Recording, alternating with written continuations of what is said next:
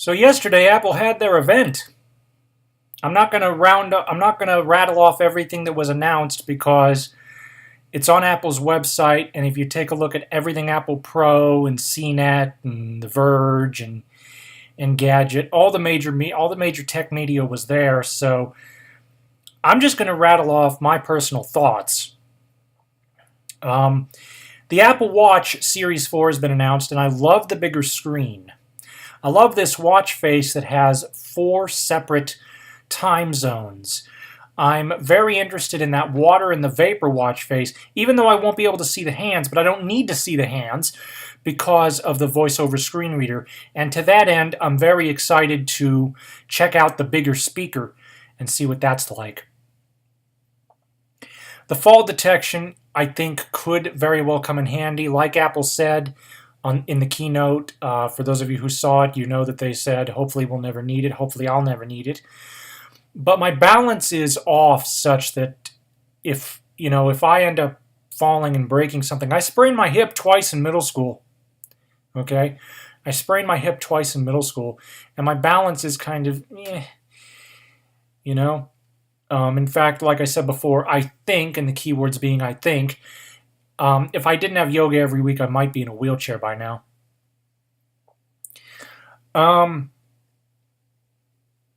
So I like those watch faces. I think they're very nice. The yoga workout, I'm very much looking forward to that. I plan to use that all the time.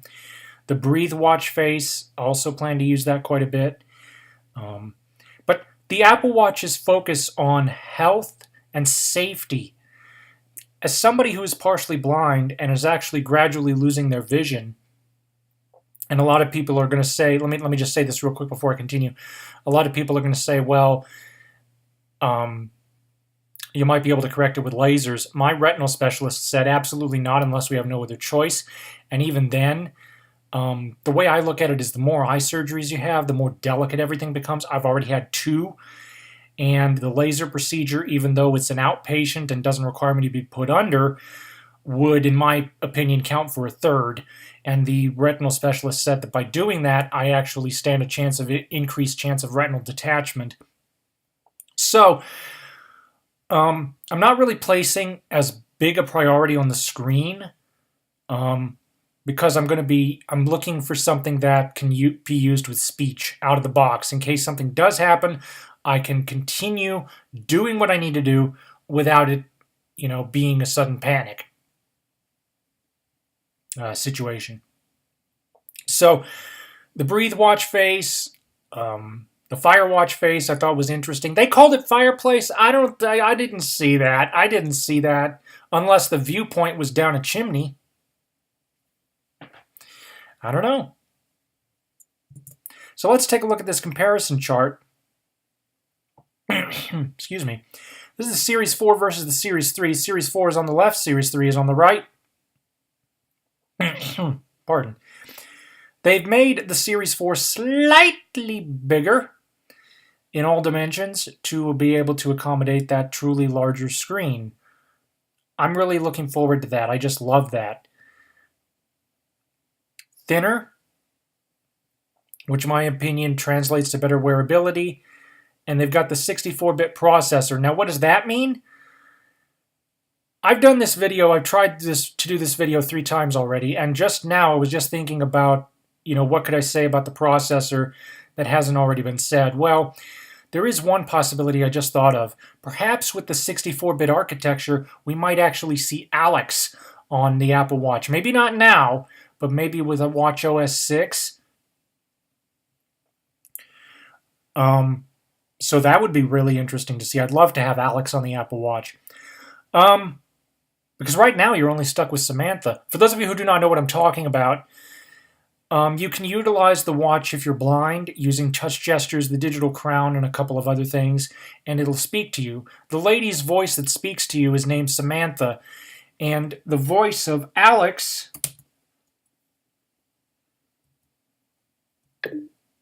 VoiceOver on Safari, Apple Watch, compare models, Apple window, Apple Watch, compare models, Apple web content has keyboard focus. VoiceOver off. That's what he sounds like. I apologize. He was a little fast for a lot of people that might not be used to speech. But having that voice on the Apple Watch, I think, would be really, really nice. Um, Other than that, I mean, a lot of the same features. I mean, we still got the GPS. You got the ability to get it with cellular, which in my opinion, I was planning on getting the one with cellular, but now I don't think I'm going to because I think $500 is just nah. Mm-mm. Um, they've got a new gold finish, which no, I'm just gonna go with the stainless steel silver. I think the gold might. It seems to me like if you go I'm sorry, did I say stainless steel? I meant aluminum. Aluminum silver with a black sport band, good contrast, and it would go with anything. You know? Um, so that is the Apple Watch. They also announced the iPhone XS and XS Max. From an assistive technology perspective, unless the augmented reality features require that secondary camera, then I don't see the reason personally to get it. Excuse me. Because one of the things they did not do that I was hoping they would was they did not reduce the price of the S models of the iPhone X. If anything, they've gotten worse. iPhone XS is $999 and the iPhone XS Max is $1,099. $1,099 can get you a Mac. Nah, nope. I'm sorry, but I just don't see it. I don't see the money in it. Especially when you can get the majority of the features of the iPhone XS in the iPhone XR. And honestly, I think the R would be more fun.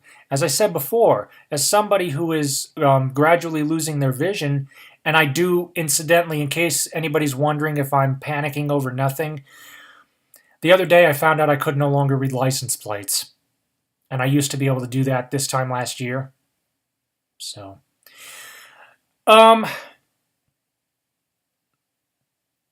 let's see, where was I? So iPhone XR, the screen resolution is actually less than the iPhone 6 Plus that I have, which is rather interesting. Otherwise, it's a big, big upgrade.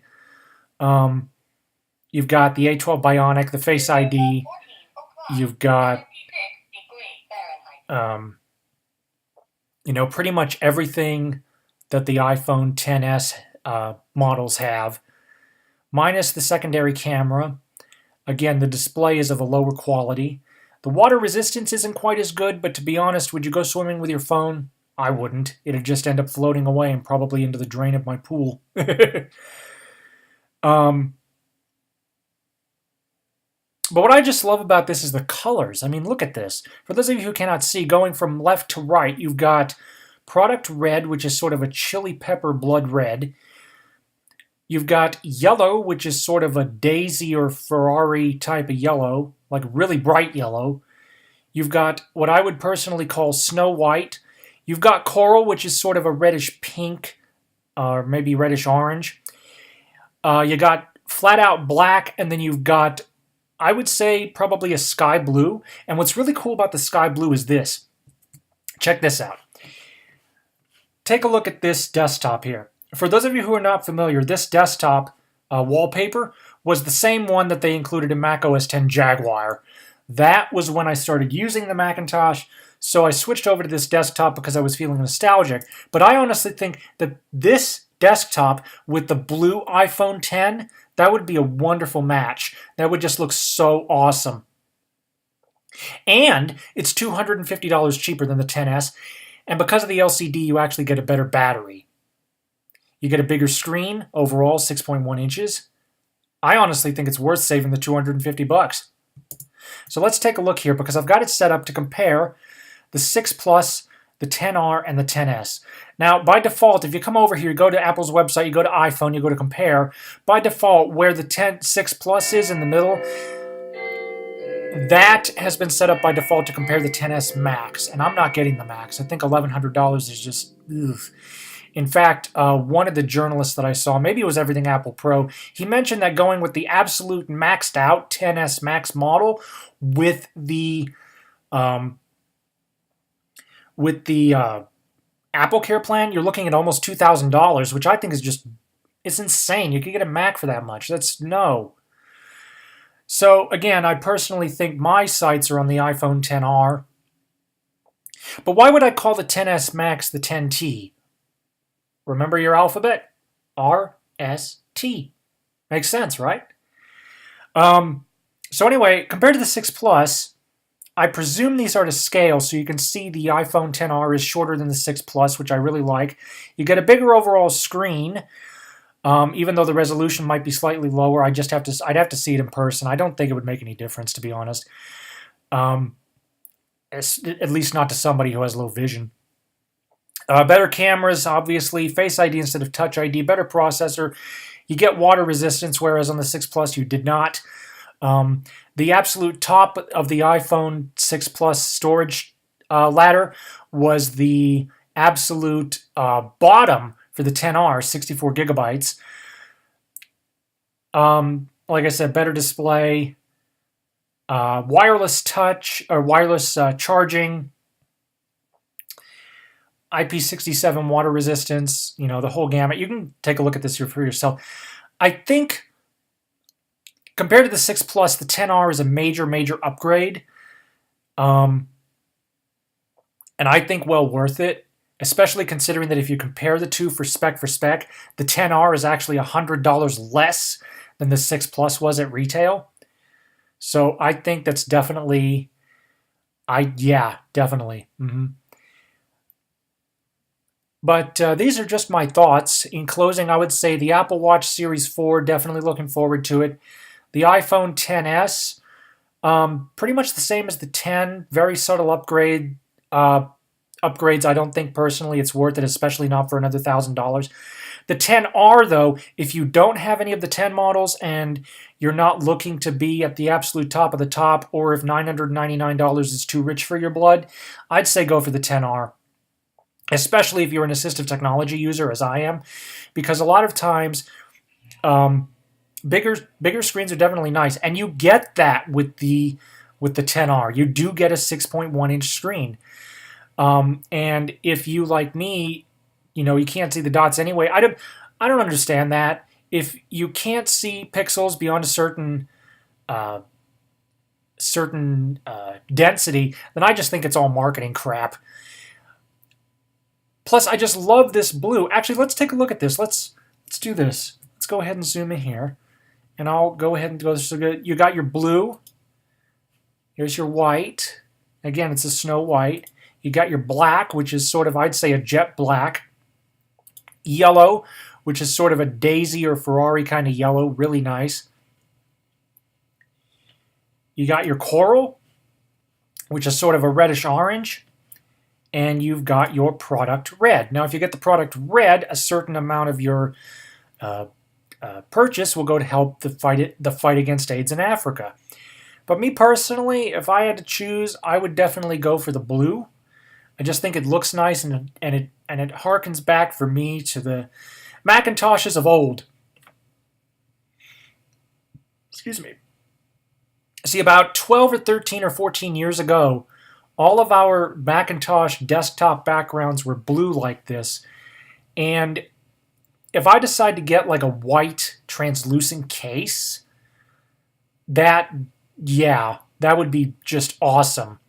Because the old Macs had this white sort of frosted glass look to it, which I thought was totally awesome. But no, if I had to put my money on it, it would be the Apple Watch Series 4, the space gray, I think, with the black band, and the blue iPhone XR. But what did you guys think of Apple's event? A lot of people were let down by it. Me personally, I love the fact that they brought the features from the iPhone XS down to a much more reachable device. Because, as I said before in some of my prior videos, having an edge-to-edge screen, that's going to make for a better Braille typing experience. The stereo speakers, better voice-over audio experience, better experience with descriptive movies. Just a fantastic overall experience that I'm very excited for. Now, the iPhone XR won't be out till October, so once I've gotten some hands-on time, I will report back. But don't look for that for at least a month, maybe two. And I will let you know how things went. I'm very, very excited about this. What do you guys think? Thank you for watching. Comments are welcome, and have a nice day.